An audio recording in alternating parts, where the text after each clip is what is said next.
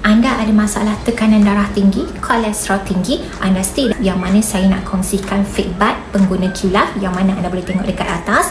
Okey, feedback saya selepas amalkan QLife, bacaan kolesterol okey dah 4.08, gula 4.90, cuma tekanan darah 145 atas, bawah 82. Alhamdulillah, badan sentiasa berpeluh, saya akan beli lagi QLife. So yang mana tuan-tuan dan puan mungkin ada masalah tekanan darah tinggi, kencing manis, kolesterol tinggi, anda boleh cuba amalkan QLife yang membantu untuk mengawal juga, yang mana dalam QLife ada bahan-bahan seperti kava Q10, mixed berry, sea butter dan zaitun, yang mana bantu untuk support tenaga dan kesihatan dalaman anda lah. Yang mana nak dapatkan QLife, anda boleh klik saja link dekat bio ataupun hubungi kami dengan segera.